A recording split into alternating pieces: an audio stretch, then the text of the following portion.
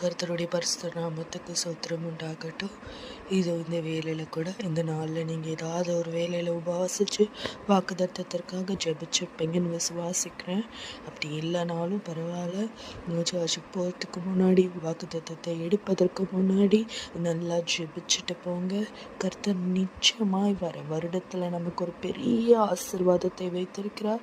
அதை நிச்சயமாய் நிறைவேற்றுவார். நம்ம விசுவாசத்தோடு எடுக்கும்பொழுது அந்த வாக்குத்தத்தம் நான் சொன்னபடி ஜீவனுள்ளதாய் உயிருள்ளதாக இருக்கும். நம்ம அது வெறும் அட்டையாக வெறும் இதுவாக எடுக்கிற மாதிரி லக்கி லோட் எடுக்கிற மாதிரி எடுக்காம முழு மனதாய் முழு தேவனோட ஆவியை நிறைந்து நம்ம ஜெபிச்சு போய் எடுக்கும் போது நிச்சயமாய் அந்த வாக்குத்தத்தம் நம்ம வாழ்க்கையில் ஒரு பெரிய காரியத்தை செய்ய காத்திருக்கிறதுன்னு நம்ம விசுவாசிக்கணும். ஒருபோதும் கடவுளை குறித்து நம்ம அவிசுவாசம் இல்லாதவனும் இவ்வளோ நாளாய் ஜான் 1 முதல் இதோ இந்த டிசம்பர் 31 வரை காத்த நம் தேவன் இன்னைக்கு நம்ம உயிரோடையும் ஒரு நல்ல ஆரோக்கியத்தோடையும் கடவுள் பிரச்சனைகள் எல்லாத்திலிருந்து விடுதலை ஆக்கி நம்மளை இங்கே கொண்டு வந்திருக்காருன்னா அது அவரோட சுத்த கிருபையினால மாத்திரம். சொன்ன பிரகாரமாய் ஜெபிங்க. 3 காரியத்துக்காக ஜெபிங்க.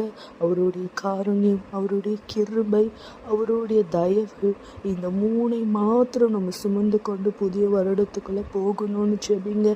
அவர் நம்ம கூட இருந்தால் போதும், இது எல்லா காரியமும் அவர் பார்த்து கொள்வார். அவர் நம்ம கூட வரணும்னு மாத்திரம் ஜெபிங்க. நம்மளோட பாவங்கள் சுத்திகரிக்கப்படணும்னு ஜெபிங்க. பழைய ஆராதனையில் உட்காரும் போது நம்மளோட பாவம் சுத்திகரிப்புக்காகவும் அவர் நம்ம இருதயத்தில் வரணும். இந்த 3 காரியங்களோடு நம்ம போகணும் அப்படின்றதோட ஜெபிங்க.